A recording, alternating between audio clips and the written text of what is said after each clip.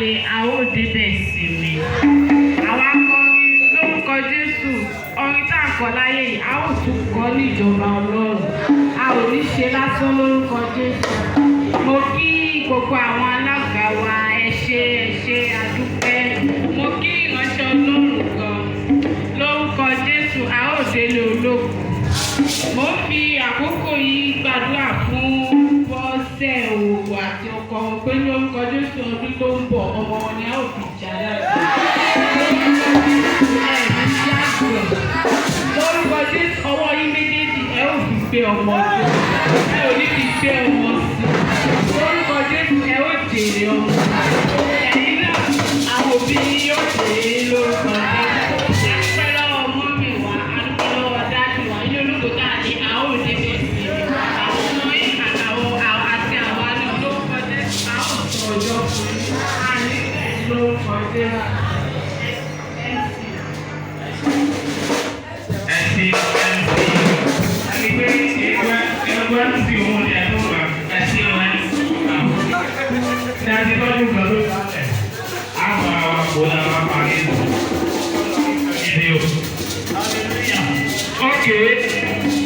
Wọ́n ti dúpẹ́ lọ́wọ́ ẹni kọ̀ọ̀kan wa.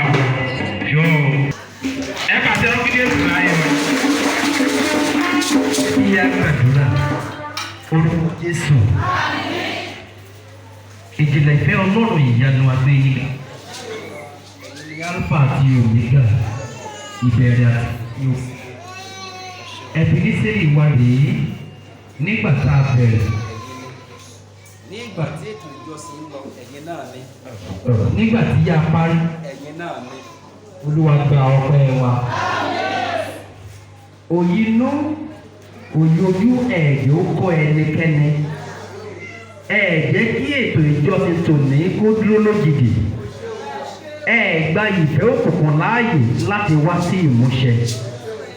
Ẹ ṣeun Ọlọ́run tí ń tu ọkọ̀ ìjọ yìí. Olúwa gba ọpẹ́ wa. Lórí ọmọ akọrin kọ̀ọ̀kan, ẹ̀yin Ọlọ́run ẹ jẹ́rìí títóbi agbára yín. Ẹ jẹ́ kí ọjọ́ tòní kí ó jẹ́ ọjọ́ tí a ó máa pa tílótíló.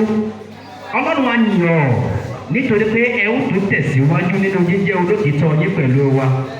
Ọlọ́run gba ọpẹ́ wa. Nínú gbogbo tá a ti ṣe níwájú rẹ lónìí, tá a bá rí èyí tí kò dàpọ̀ mọ́ ìfẹ́ ẹ̀yin Ọlọ́run, Olúwa fi àánú dáríjì wá. Aṣọ gbogbo tá a fẹ́ máa lọ, Olúwa fi ìrìn àjò wa lé yín lọ́wọ́. Lórúkọ Jésù ẹ kọjá síwájú wa lọ.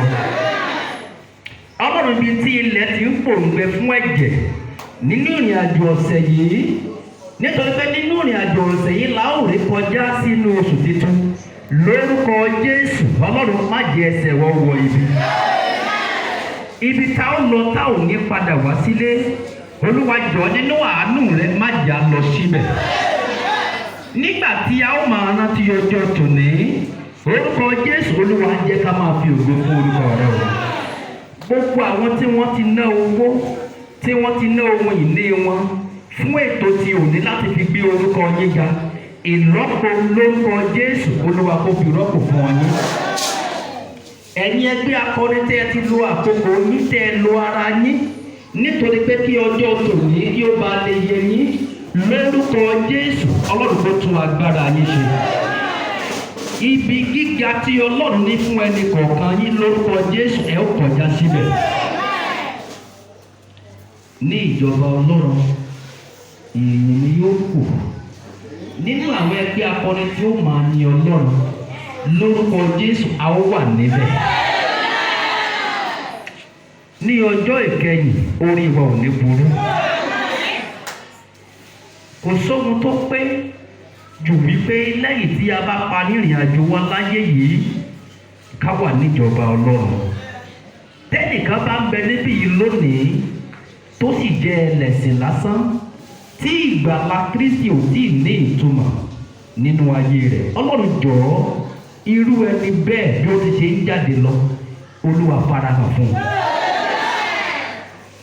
Orúkọ Jésù Ọlọ́run bá yé irú ẹni bẹ́ẹ̀ pàdé. Ìjọba Ọlọ́run kò ní di èèwọ̀ wa. Bíbélì tiẹ̀ sọ wípé iná la ó fi bẹ iṣẹ́ oníkálukú wa wò. Àwọn kan iṣẹ́ wọn ó jóná. Olúwa jọ̀ọ́ nínú àánú iṣẹ́ wa lójoojúmọ́ níwájú rẹ má jò ó jóná.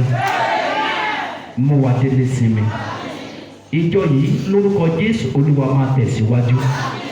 Ògo ni fún orúkọ rẹ̀. Ìparí